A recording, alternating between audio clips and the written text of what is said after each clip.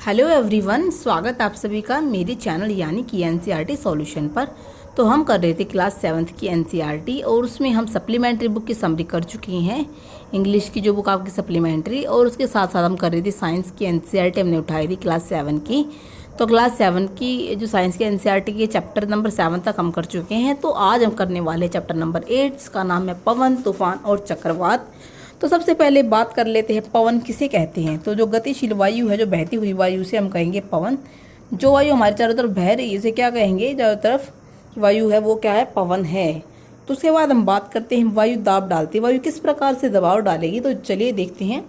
तो इसके लिए हम यहाँ पे दिखाया गया क्रियाकलाप यहाँ पे बताया गया। सबसे पहले करेंगे उस क्रियाकलाप को। आपको क्या लेना है, ढक्कन वाला टिन का डिब्बा लेना है और उसको पानी से आधा भरकर आपको क्या करना है, उसको गर्म करना है। जैसे ही आप उसको कुछ पानी को उबलने देंगे, उबलने के बाद पानी को क्या करेंगे, आप टिन के डिब्बे को उतारेंगे। उतारने के बाद कुछ देर ठंडा होने के बाद जैसे ही आप उस पर ठंडा पानी डालेंगे, तो कुछ इस प्रकार से ठंडा पानी डालने से अगर डिब्बा पिचक जाता है। एक्चुअल में ऐसा क्यों होता है, क्योंकि जो डिब्बे के अंदर भाप थी वो पानी डालने से संघनित होकर वापस से पानी बन जाती है, जिसके कारण जो अंदर का दबाव है वो एकदम से कम हो जाता है और बाहर दाब ज़्यादा हो जाता है। और जो बाहर से वायु है वो क्या करेगी, दबाव डालेगी, तो डिब्बा इस प्रकार से पिचक जाएगा। अगर आपके पास डिब्बा नहीं है तो आप एक खाली बोतल ले सकते हैं प्लास्टिक की। तो उसके अंदर आप गर्म पानी डाल लेंगे। गर्म पानी डालने के बाद उस बोतल को फटाफट से गर्म पानी निकाल के उसको फटाफट से ढक्कन लगा देंगे। उसके बाद आप उसे बहते हुए नल के नीचे रखेंगे तो भी बोतल हमारी पिचक जाएगी, क्योंकि अंदर दाब कम है और बाहर दाब ज़्यादा। इस प्रकार से हो जाएगा। इसके बाद बात करते हैं कि पवन का वेग बढ़ने से वायु दाब घट जाता है। तो जैसे ही वायु हमारी, जब पवन है, एयर है, उसकी स्पीड हाई होगी, तो जो हमारा प्रेशर है, जो हमारा दाब है, वो क्या हो जाएगा, रिड्यूस हो जाएगा, घट जाएगा। तो उसको समझने के लिए देखते हैं एक एग्जाम्पल। क्रियाकलाप यहाँ पे दिया हुआ है। आपको लेना है एक बोतल खाली प्लास्टिक की, और उसके अंदर आपने लेनी है एक कागज़ की बॉल।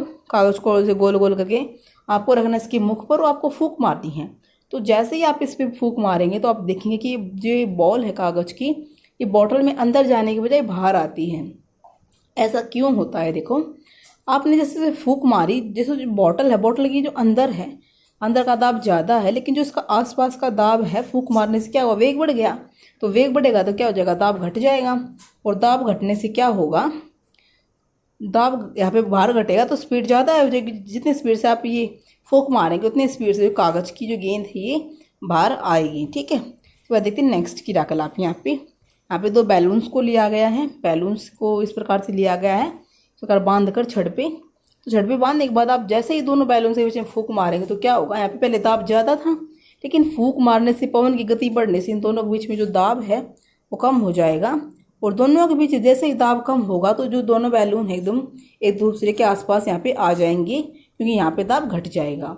उसके बाद यहाँ पे एक क्रियाकलाप और दिया गया है। आपको लेनी कागज़ की पतली सी पट्टी, और उस पर जैसे ही आप फूंक मारेंगे तो आप देखेंगे कि कागज़ ऊपर की तरफ चला जाता है। क्यों जाता है, इस प्रकार से गति करता हुआ क्यों दिख रहा है, क्योंकि आप देखो यहाँ पे देखिए, जो ये ऊपर क्रियाकलाप दिया हुआ है, कागज़ की पट्टी जैसे मुंह में देते हैं तब यहाँ पे दाब ज़्यादा है। जैसे आप इस पे फूंक मारेंगे तो फूंक मारने से क्या होगा, पवन का वेग बढ़ेगा। पवन का वेग बढ़ने से दाब घट जाएगा। तो इसलिए जो ये पत्ती है हवा में लहरा रहे हैं यहाँ पे। इसके बाद देखते हैं नेक्स्ट। तो नेक्स्ट यहाँ पे है नेक्स्ट टॉपिक, गर्म किए जाने पर वायु का प्रसार होता है। आप किस प्रकार से सिद्ध करेंगे कि जब भी हम एयर को गर्म करते हैं तो वायु फैलेगी। प्रसार होता है फैलना।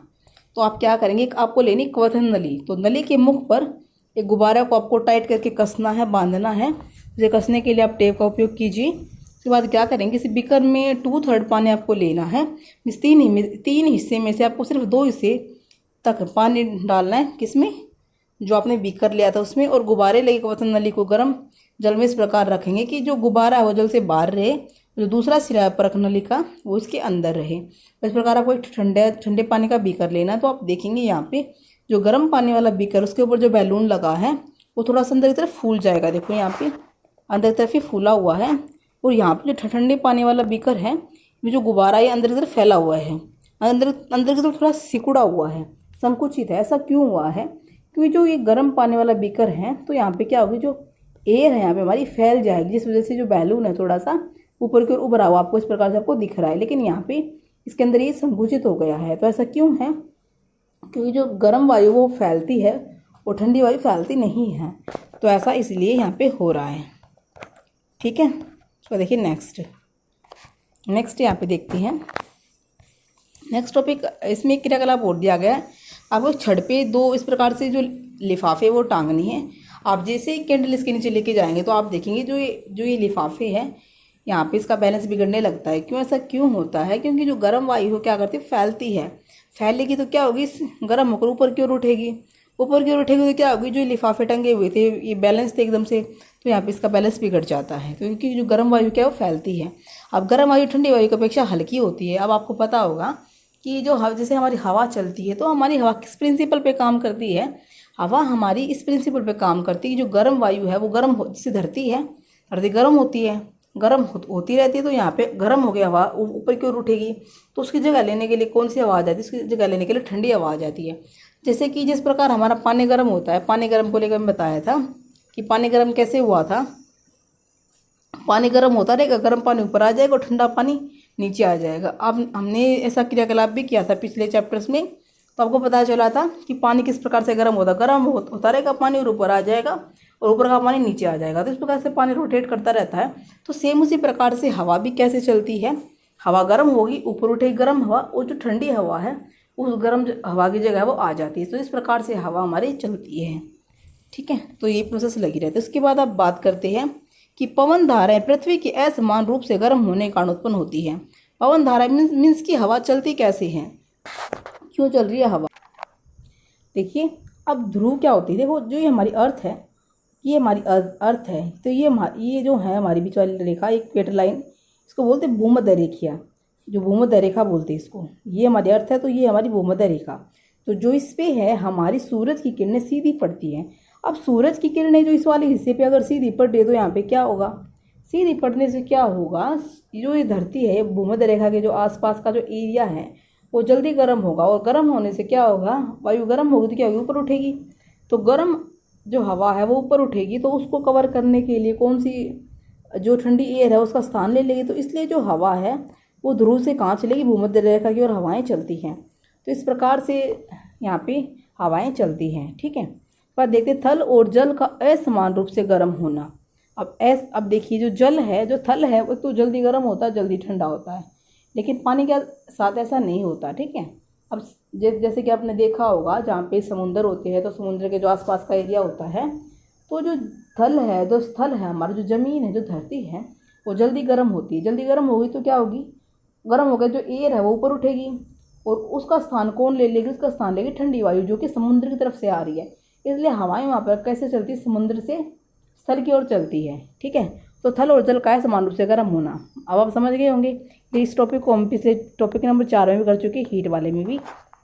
तो आज देखिए नेक्स्ट टॉपिक यहाँ पे क्या दिया हुआ है। उसके बाद यहाँ पे एक चीज़ और दी हुई है, गर्म मानसून हवाएं अपने साथ जल वाष्प लाती है, जिससे कि वर्षा होती है। वर्षा कैसे हो रही है, जो हवा अपने साथ जल वाष्प ला रही है, और जल वाष्प के कण किस में लटके रहते हैं, जल वाष्प के कण वायु में लटके रहते हैं। ठीक है, संघनित होकर, तो उनसे ही हमारी बारिश होती है।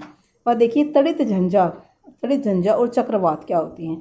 तड़ित झंझा जो हमारी बिजली चमकती है उसको बोलते हैं तड़ित झंझा, और चक्रवात आप जानते ही हो, जब ज़्यादा हवाएं घूमती हवा चलती है, गोल चक्र सा बना लेती है, तो उसको बोलते हैं चक्रवात। ठीक है, आप पढ़ते तड़ित झंझा भारत जैसे गर्म आर्द्र उष्णकटिबंधीय क्षेत्रों में अक्सर विकसित होते रहते हैं। अभी क्यों विकसित हो रहे हैं उसका रीज़न देखते हैं। ताप में वृद्धि होने के कारण ऊपर की ओर उठती हुई पवन प्रबल होती जाती है, और पवन वायु में पहले से विद्यमान जल बूंदों को अपने साथ ऊपर की तरफ ले जाती है, जहाँ कम ताप होने के कारण वे जम जाती है और पुनः नीचे की ओर गिरने लगती है। तो गिरती हुई जल की बूंदी और तीव्र वेग से ऊपर उठती हुई वायु की परस्पर क्रिया से बिजली कौंधती है, जिससे ध्वनि उत्पन्न होती है, और इस घटना को हम क्या कहेंगे, तड़ित झंझावात यहाँ पे कहने वाले हैं। उसके बाद देखते हैं तड़ित झंझा कैसे चक्रवात बन जाता है। अब देखो, बादल के बनने से पहले जल वायुमंडल से ऊष्मा लेकर वाष्प में परिवर्तित हो जाता है।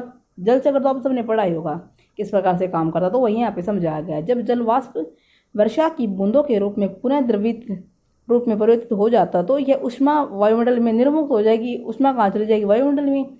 तो निर्मुक्त होने के पर क्या होगा, ऊष्मा से आसपास की वायु गर्म हो जाती है। तो इस प्रकार जो गर्म वायु ऊपर की तरफ उठेगी और दाब कम होगा, फलस्वरूप तड़ित झंझा के केंद्र की ओर उच्च वेग की अधिक वायु गति करने लगती है। तो हम यहाँ पे देखेंगे कि चक्रवात क्या होता है, चक्रवात कैसे बनता है। ठीक है, अब देखिए चक्रवात कैसे बनेगा।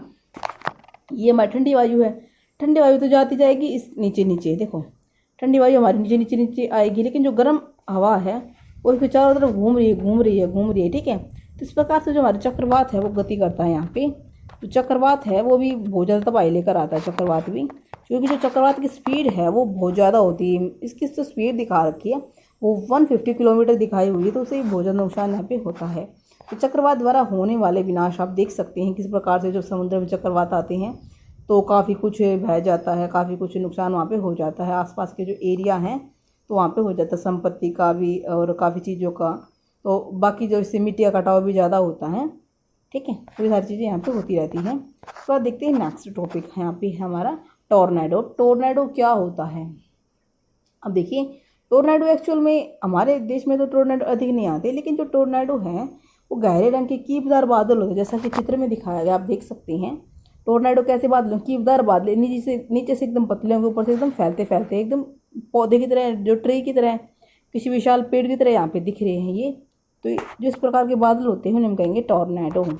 टॉर्नेडो गहरे रंग के कीपदार बादल होते हैं कि कीप जैसी संरचना आकाश से पृथ्वी तल की ओर आती प्रतीत होती है। हमें ऐसा लग रहा है कि आकाश से पृथ्वी तल के ऊपर आ रही हैं। अधिकांश टॉर्नेडो कमजोर या निर्बल होते हैं, परंतु जो कोई विनाशकारी होता है ना, जो कहते हैं कि डेंजरस टॉर्नेडो था, मीन्स उसकी स्पीड कितनी होगी, कम उसकी speed maximum 300 kilometre per hour है, मीन्स 300 किलोमीटर पर आवर उसकी स्पीड होगी।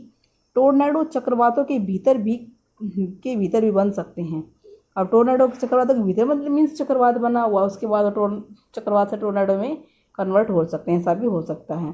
तो ये जो चक्रवात है, जो ये टॉर्नेडो है, भारत की संपूर्ण तटरेखा विशेष रूप से पूर्वी तटरेखा चक्रवातों के लिए संवेदनशील है, कि भारत का पश्चिमी तट चक्रवातों की प्रबलता और आवृत्ति दोनों संदर्भों में अपेक्षाकृत कम संवेदनशील है। अब ये कह रहा है, देखो जैसे ये है हमारा भारत, तो ये है, एक मिनट, देखो ये गुजरात है, उसके बाद ये है हमारा, इस प्रकार से जो हमारा साउथ का हिस्सा इस प्रकार से है। तो ये हमारा गुजरात गांधीनगर वाला एरिया होगा, ये वाला। ठीक है, तो ये वाला जो तट है ये हमारा पश्चिमी तट है, पश्चिमी तट है ये हमारा, ये वाला पश्चिमी तट है। ठीक है, और जो ये वाला है, ये वाला हमारा पूर्वी तट है, यहाँ पे बंगाली खाड़ी है, ये हमारा पूर्वी तट है, ये वाला पूर्वी तट। जो चक्रवात है, जो टॉर्नेडो है, तो यहाँ पे ज़्यादा इस वाले एरिया में ज़्यादा आते हैं। अपेक्षाकृत इस एरिया में जो चक्रवात है वो कम आते हैं, कम रहते हैं यहाँ पे, इस वाले एरिया में ज़्यादा आते हैं। बंगाल की जो खाड़ी आप बोल सकते हो, उड़ीसा और ये पश्चिम बंगाल और ये मुंबई जो वाला एरिया है, तो इस साइड जो चक्रवात है वो हमारे ज़्यादा रहते हैं। ठीक है, अब देखेंगे कि चक्रवात जब आते तो हमें क्या क्या करना चाहिए, क्या कुछ हमारी गवर्नमेंट कर रही है, प्रभावी सुरक्षा उपाय हमें क्या करने चाहिए। चक्रवातों को कम करने के लिए बहुत सी व्यवस्थाएं सहायक हो सकती है। क्या तो हमें चक्रवात का पूर्वानुमान हो जाए, या फिर चेतावनी सेवा, सरकारी संस्थाओं, समुद्र तटों, मछुआरों, जलपोतों और आम जनता को शीघ्र राशि चेतावनी देने के लिए तीव्रगामी संचार व्यवस्था होनी चाहिए। अगर संचार व्यवस्था होगी तो हम जल्दी से हम सूचनाएं पहुंचा पाएंगे कि इस इलाके में चक्रवात आने वाला है, और आप इस एरिया को 2 दिन के लिए छोड़कर कहीं और शिफ्ट हो जाएं, ताकि आपको ज़्यादा नुकसान ना हो जान माल का यहाँ पे। तो इस प्रकार से हम सुरक्षा कर सकते हैं। तो जनता को क्या क्या सुरक्षा कार्य करने चाहिए, जनता को क्या करना चाहिए भाई, दूरदर्शन है, रेडियो है, समाचार पत्र है, उनके माध्यम से जो जानकारी है उनको नज़रअंदाज नहीं करना चाहिए। और दूसरा उन्हें क्या करना चाहिए, इससे घरेलू का जो ज़रूरत का सामान है उनको, वाहनों को, पशुओं को सुरक्षित स्थानों पर ले जाने के आवश्यक प्रबंध करने चाहिए। और जहाँ पे पानी भरा हो उन सड़कों पर नहीं जाना चाहिए, क्योंकि सड़कें उससे क्षतिग्रस्त हो सकती हैं। बाकी जो भी इमरजेंसी नंबर्स होते हैं उनको अपने साथ रखना चाहिए, या फिर याद होनी चाहिए वो। अगर हम चक्रवात क्षेत्र में रहते तो हमें क्या क्या सावधानी बरतनी चाहिए, मीन्स कि ऐसे एरिया में रह रहे तो हमें क्या क्या सेफ्टी अपने खुद के लिए करनी चाहिए। मीन्स ऐसे जल का पीने के लिए उपयोग ना करें जो एकदम से दूषित हो, और इस स्थिति में पेयजल का संग्रहण करें, इकट्ठा करें, संग्रहण मतलब। और जो गीले स्विच है, जो खंभों से टूट कर जो तार टूटे हुए हैं उनको ना छुएं, और बचाव दल से अनावश्यक मांगे ना करें, और पड़ोसी और मित्रों की सहायता करें। तो इस प्रकार की चीज़ हम यहाँ पे कर सकते हैं। अब यहाँ पे बात कर रहे हैं जो हमारी टेक्नोलॉजी है उसने किस प्रकार से चक्रवात को से बचाव के लिए हमारी सहायता किया आज तक, तो वो सारी चीज़ें हम देखेंगे। अब देखिए, आपको जैसे पता है कि मौसम की जानकारी होती है वो हमें 2-4 दिन पहले समाचार पत्र में काफ़ी टाइम पहले मिल जाती है कि 5 तारीख की बारिश होगी, 6 की बारिश होगी, 6 का तूफान है। तो इस प्रकार से बातें आस पास में अपने करने सुना होगा। तो ये सारी चीज़ें की जानकारी कौन देता है? तो मौसम विभाग है, वो हमारे इस प्रकार की जानकारी देता है। ठीक है, तो ये था हमारा आज का टॉपिक। बाकी आपने क्या सीखा यहाँ पे लिखा हुआ है, तो इसको भी आप जरूर से जरूर देखिएगा। यहाँ से ही बहुत इंपॉर्टेंट क्वेश्चन आपके निकल जाते हैं। जैसे कि यहाँ पे देखिए, मैं थोड़ा बताती हूँ। जैसे कि वायु गर्म करने पर प्रसारित होती है, ठंडा करने पर संकुचित होती है। गर्म वायु ऊपर उठती है, जबकि ठंडी वायु क्या होगी, पृथ्वी की सतह की ओर आने लगती है। मीन्स हवा कैसे चलेगी, हवा गर्म हवा ऊपर उठेगी और उसका स्थान कौन ले लेगी, ठंडी हवा ले लेती है। तो वायु गर्म होकर ऊपर उठती है तो उस स्थान पर वायु दाब कम होगा। ठीक है, तो ये सारी चीज़ें होंगी। और क्या है, गतिशील वायु क्या होगी, पवन होगी। पृथ्वी पर असमान तापन पवनों के बनने का प्रमुख कारण है। ठीक है, जलवाष्प वाली जो पवन है वो वर्षा लाती है। जिस वायु में मॉइस्चर ज़्यादा होगा तो क्या होगा, जो मॉइस्चर है वो कहाँ ज़्यादा टाइम तक टिकेगा नहीं, तो क्या होगा, उसकी बारिश ही होगी। ठीक है, तो मॉइस्चर की जो बूंदें इकट्ठा होकर संघनित होकर वो पर धरती पे ही आएंगी। ठीक है, तो आदि की वेग की जो पवन है और वायुदाब के अंतर से चक्रवात बनेगा। उपग्रह तथा राडार जैसी उन्नत प्रौद्योगिकी की सहायता से चक्रवातों को मॉनिटर करना आसान हो गया है। तभी तो हम इतनी आसानी से बता देते हैं कि भैया आज यहाँ पे चक्रवात आने वाला है। मीन्स कि 4 दिन बाद बारिश होगी, 5 दिन बाद यहाँ पे तूफान आएगा, 2 से 4 बजे तक बारिश आने की संभावना है। तो सारी चीज़ें कौन बता रहा है, जो राडार है, जो उपग्रह, जो सैटेलाइट है, जिनका प्रयोग कर रहे हैं जो हमारे साइंटिस्ट। ठीक है, उसके बाद स्व सहायता सबसे अच्छी है, किसी की चक्रवात आने से पहले ही अपनी सुरक्षा की योजना बना ले वगैरह वगैरह। तो ये सारी चीज़ें आप पढ़ लेना, क्योंकि यहाँ पे एक बहुत ज़्यादा पार्ट का जो इम्पोर्टेंट पॉइंट्स है वो सारे यहाँ पे इकट्ठा करके लिखे हुए हैं। ठीक है, उसके बाद देखिए इसके सारे क्वेश्चन आ जाते हैं। ये ऐसे क्वेश्चन आ जाएंगे, पवन क्या है, पवन गतिशील वायु है, फिलिंग द ब्लैंक्स, इनको भी अच्छे से कर लेना। और कोई दिक्कत आती है तो बता देना, मैं ये क्वेश्चन भी आपको करा दूँगी। तो आज के लिए इतना ही, थैंक यू सो मच। अगर आपको मेरी वीडियो अच्छी लगती है, मेरे चैनल को कर लीजिएगा सब्सक्राइब और वीडियो को कर दीजिएगा लाइक, और साथ में शेयर कीजिए अपने दोस्तों के साथ जिनको इसकी ज़रूरत है। आज के लिए इतना ही, thank you so much, thanks for watching.